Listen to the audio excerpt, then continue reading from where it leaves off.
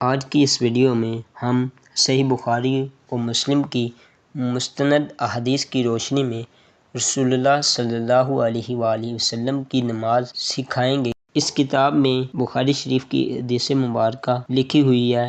اس کتاب کی حدیث نمبر ہے 735 اور اس کتاب کے صفحہ نمبر 76 پر وہ حدیث مبارکہ لکھی ہے۔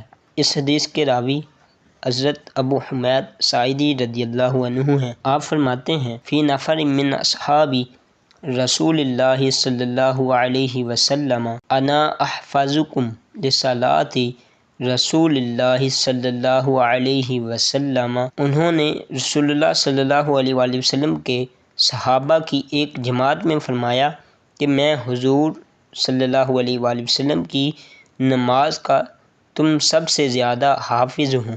رأیتہ اذا کبر جعل یدیہ حذاء منکبیہ۔ میں نے حضور صلی اللہ علیہ وآلہ وسلم کو دیکھا جب تکبیر کہتے تو اپنے ہاتھ اپنے کندھوں کے مقابل کرتے۔ وَإِذَا رَكَعَ أَمْكَنَ يَدَيْهِ مِنْ رُكْبَتَيْهِ۔ اور جب رکوع کرتے تو اپنے ہاتھوں سے گھٹنے مضبوط پکڑتے۔ ثم حصر ظهره فإذا رفع رأسه استوى حتى يعود كل فقار مكانه۔ پھر اپنی پیٹھ جھکاتے، پھر جب سر اٹھاتے تو سیدھے کھڑے ہو جاتے حتیٰ کہ ہر جوڑ اپنی جگہ لوٹ جاتا۔ فإذا سجد وضع يديه غير مفترش ولا قابضهما واستقبل بأطراف أصابع رجليه القبلة۔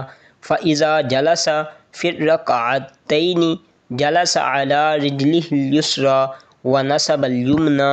وإذا جلس في الركعة الآخرة قدم رجله اليسرى ونصب الأخرى وقعد على مقعدته۔ رواہ البخاری۔ پھر جب سجدہ کرتے تو اپنے ہاتھ یوں رکھتے کہ نہ بچھاتے نہ سمیٹتے اور پاؤں کی انگلیوں کے سرے قبلہ رخ کرتے۔ پھر جب 2 رکعتوں میں بیٹھتے تو اپنے بائیں پاؤں پر بیٹھتے اور دایاں کھڑا کرتے۔ پھر جب آخری رکعت میں بیٹھتے تو اپنا بایاں پاؤں آگے نکالتے اور دوسرا پاؤں کھڑا کرتے اور سرین پر بیٹھتے۔ اور اس کتاب کی حدیث نمبر 736 ہے۔ اس حدیث کے راوی حضرت ابن عمر رضی اللہ عنہ ہیں۔ آپ فرماتے ہیں ان رسول اللہ صلی اللہ علیہ وسلم کان یرفع یدیہ حذو منکبیہ اذا افتتح الصلاۃ۔ کہ نبی کریم صلی اللہ علیہ وآلہ وسلم جب نماز شروع کرتے تو اپنے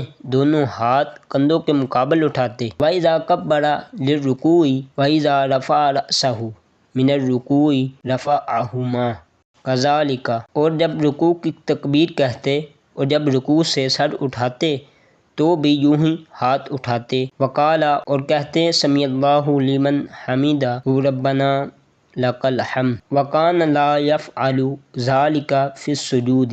اور سجدے میں یہ نہ کرتے۔ ان احادیث مبارکہ میں جو ذکر ہے کہ حضور صلی اللہ علیہ وآلہ وسلم جب تکبیر کہتے تو اپنے ہاتھ کندھوں کے مقابل کرتے، اس کی شرح یہ ہے کہ اس طرح کے ہاتھ کے گھٹے کندھوں کے مقابل ہوتے اور انگوٹھے کانوں کے مقابل ہوتے۔ لہذا یہ حدیث مسلم و بخاری شریف کی اس حدیث کے خلاف نہیں جس کے راوی حضرت ابن عمر رضی اللہ تعالی عنہ ہیں۔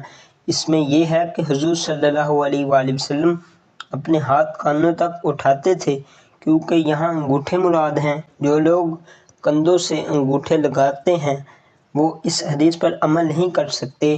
حنفیوں کا عمل ان دونوں احادیث پر ہے، لہذا یہ حدیث حنفیوں کے بالکل خلاف نہیں بلکہ موافق ہے۔ حضرت ابن عمر رضی اللہ عنہ کی حدیث سے یہ معلوم ہوا کہ حضور صلی اللہ علیہ وآلہ وسلم نے رکوع میں جاتے آتے رفع یدین کیا۔ حق یہ ہے کہ رفع یدین منسوخ ہے، چنانچہ عین شرح بخاری میں ہے کہ سیدنا عبداللہ ابن زبیر نے ایک شخص کو رکوع میں جاتے آتے رفع یدین کرتے دیکھا تو فرمایا ایسا نہ کیا کرو، یہ وہ کام ہے جسے حضور صلی اللہ علیہ وآلہ وسلم نے اولاً کیا تھا پھر چھوڑ دیا، نیز سیدنا ابن مسعود، عمر ابن خطاب، علی المرتضیٰ، براء ابن عازب، حضرت علقمہ وغیرہ ہم بہت صحابہ سے کہ وہ رفع یدین نہ کرتے تھے اور کرنے والوں کو منع کرتے تھے۔ نیز ابن ابی شیبہ اور طحاوی نے حضرت مجاہد سے روایت کی کہ حضرت ابن عمر رضی اللہ عنہ کے پیچھے نماز پڑھی، آپ نے سوائے تکبیر اولیٰ کے کسی وقت ہاتھ نہ اٹھائے۔ معلوم ہوا کہ سیدنا ابن عمر رضی اللہ تعالیٰ عنہ کے نزدیک بھی رفع یدین منسوخ ہے۔